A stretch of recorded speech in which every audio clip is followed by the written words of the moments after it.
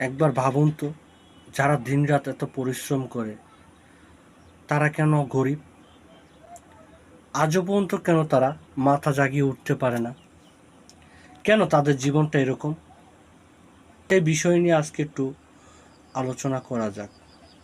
যে মানুষ মাঠে কাজ করে, কারখানায় কাজ করে, রিক্সা চালায়, ইট ভাঙে এবং ঘাম ঝরিয়ে সমাজের সব সম্পদ তৈরি করে, আসল শক্তি কিন্তু তারাই। হ্যাঁ, আসল শক্তি কিন্তু তারাই। কিন্তু আজ শ্রমিক কাজ করে আর লাভের বড় অংশ নিয়ে যায় মালিক। কৃষকে ফসল ফলায় কিন্তু ন্যায্য দাম পায় না। একবার ভাবুন তো, গরিব মানুষ ঘাম ঝরায় আর ধনী মানুষ সেই ঘামের উপর দাঁড়িয়ে আরও ধনী হয়।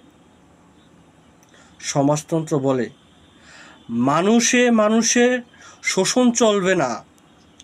যে কাজ করবে সে তার শ্রমের ন্যায্য মূল্য পাবে।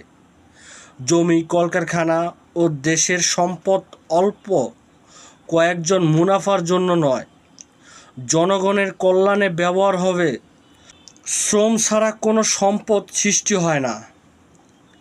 তাই শ্রমিক, কৃষক ও খেটে খাওয়া মানুষের অধিকার সবার আগে নিশ্চিত করতে হবে। মানুষ আর মাটির সম্পর্ক ফিরিয়ে আনতে হবে।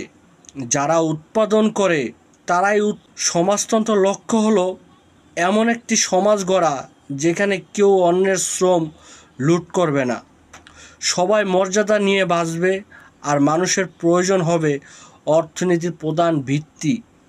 খেটে খাওয়া মানুষের ঐক্য সমাজ পরিবর্তনের সবচেয়ে বড় শক্তি। একবার ভাবুন,